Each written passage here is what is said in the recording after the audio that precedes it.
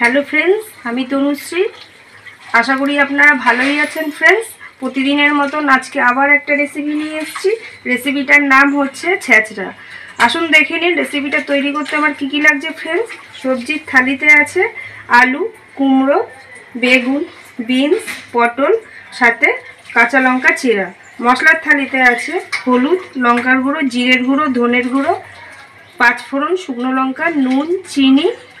বাটিতে আছে আদা রসুন পেস্ট করা, কুচানো পেঁয়াজ, টমেটো, তেল, আর আছে হিং, চিনি। এদিকে আমি কেটে রেখেছি পুঁই শাক, আর আছে মাছের মাথা, নুন হলুদ আগে থেকে মাখিয়ে রেখে দিয়েছি ফ্রেন্ডস। আগে থেকে আমি গ্যাস অন করে কড়াই বসিয়ে দিয়েছি। কড়াইতে এবার তেল দিয়ে নেব। তেলটা গরম হওয়ার জন্য একটু সময় দেবো ফ্রেন্ডস। তেল গরম হয়ে গেছে। আগে থেকে আমি মাছের মাথাটাকে ধুয়ে নুন হলুদ মাখিয়ে রেখেছি। দেখুন ফ্রেন্ডস, আমি বাড়িতে নিয়ে এসে ছোটো ছোটো করে কেটে নিয়েছি, ভাজতে সুবিধা হয় ওই জন্য ফ্রেন্ডস। আপনারাও এরকমভাবে কেটে নেবেন, দেখবেন ভালো লাগবে মাছের মাথা দিয়ে যে কোনো তরকারি করার সময়। আমি এবার তেলের মধ্যে দিয়ে দেবো মাথাটা, দিয়ে লাল লাল করে ভেজে নেব। এপিট এপিট করে মাছের মাথাগুলো ভাজা হয়ে গেছে ফ্রেন্ডস, এবার আমি তুলে নেব ফ্রেন্ডস। আমি আবার আর একটা কড়াই বসিয়ে দিয়েছি, এর মধ্যে পুঁই শাকগুলি দিয়ে দেবো। কড়াইয়ের মধ্যে পুঁই শাক দিয়ে দিয়েছি, আর অল্প করে জল দিয়ে দেবো ফ্রেন্ডস। অল্প একটু নুন দিয়ে নেব,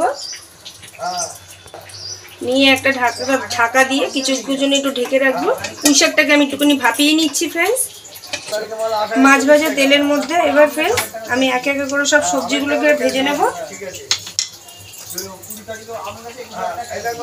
প্রথমেই আলু দিচ্ছি, আলুটাকে লাল লাল করে একটু ভেজে নেব। একটুখানি নুন আর একটুখানি হলুদ দিয়েই ভাজবো, লাল লাল করে ভাজবো।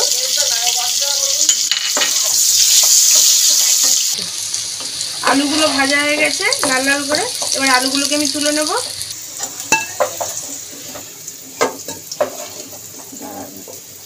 এটা দেখালে কি হবে না, এই বাসনে তুলছে ওই কেন, কি হয়েছে? তাহলে সোনার বাসন নিয়ে আসতে হবে তো।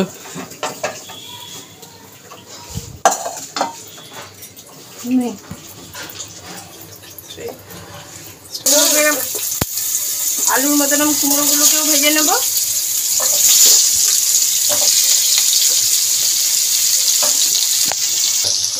কুমড়োটাও লাল লাল করে ভাজা হয়ে গেছে, কুমড়োটাকেও আমি তুলে নেব। সবজির থালিতে এবার পটলগুলোকে নিই, পটলগুলোকে ওরকম নুন হলুদ একটুখানি ভেজে নেবো ফ্রেন্ডস।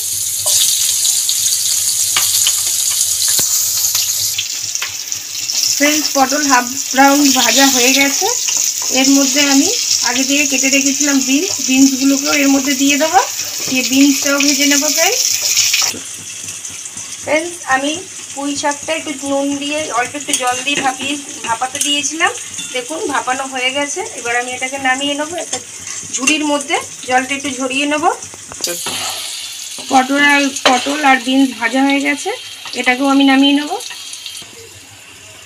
ফ্রেন্ডস। গরম তেলের মধ্যে এবার আমি হিং দিয়ে দিলাম। এবার ফোড়নে পাঁচফোড়ন দিয়ে দিলাম।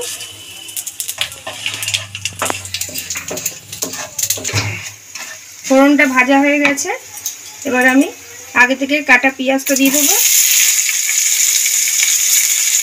পেঁয়াজ একটুখানি নুন দিয়ে দেবো, দিয়ে পেঁয়াজটাকে ভেজে নেব। পেঁয়াজটা ভাজা মোটামুটি হয়ে এসছে ফ্রেন্ডস। এবার আমি আগে থেকে আদা রসুন বাটা করে রেখেছি সেটাকে দিয়ে দেবো, দিয়ে আদা রসুন বাটাটাকে ভালো করে নেড়ে ভেজে নেব। পেঁয়াজ রসুনটা ভাজা হয়ে গেছে ফ্রেন্ডস। আগে থেকে টমেটো কেটে রেখেছিলাম, টমেটোটাকে দিয়ে দেবো।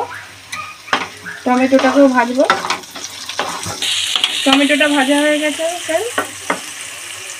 এবার জিরের গুঁড়ো, ধনের গুঁড়ো দিয়ে দেবো। কাশ্মীরি লঙ্কার গুঁড়ো দিয়ে দেবো। হলুদ দিয়ে দেবো, দিয়ে এবার মশলাটাকে ভালো করে কষিয়ে নেব। মশলাটা কষানো হয়ে গেছে ফ্রেন্ডস। একটা একটা করে সব সবজি দেখেছেন আমি ভেজে নিয়েছি, কিন্তু বেগুনটা ভাজিনি। বেগুনটা যেহেতু খুব নরম, ভাজলেই গলে যাবে, ওই জন্য এবার আমি এই মশলার মধ্যে বেগুনটাকে দিয়ে দিলাম। বেগুনটাকে দিয়ে একটুখানি কষিয়ে নেব।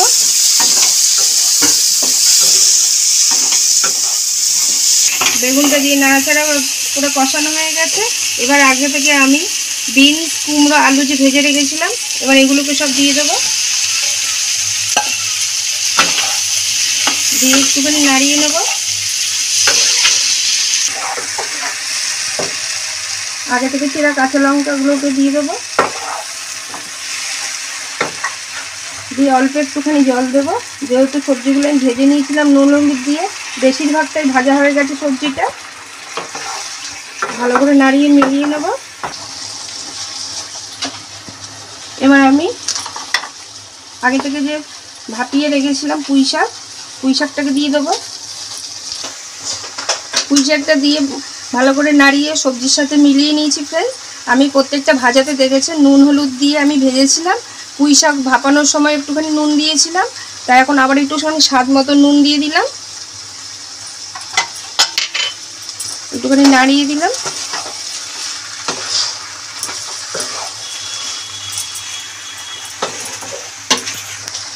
এবার কিছুক্ষণ আমি লো ফ্লেমে একটা ঢাকা দিয়ে রেখে দেবো।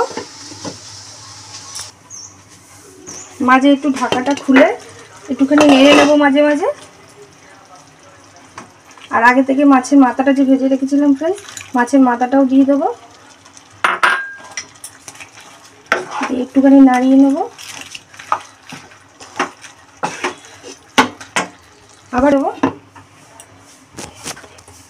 আবার কিছুক্ষণের জন্য আমি ঢাকাটা দিয়ে দেবো। মাঝে মাঝে ঢাকাটা খুলে ফ্রেন্ডস আমি নাড়িয়ে দিয়েছিলাম, আবার এবার আমি ঢাকাটা খুলে দেবো।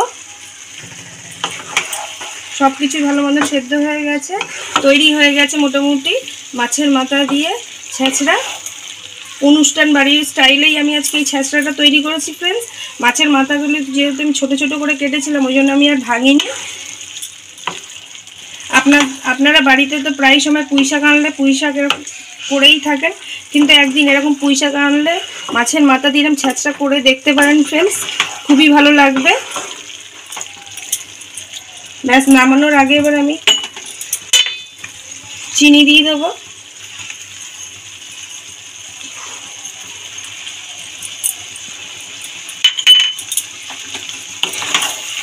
চিনিটা দিয়ে এবার নাড়িয়ে নেব।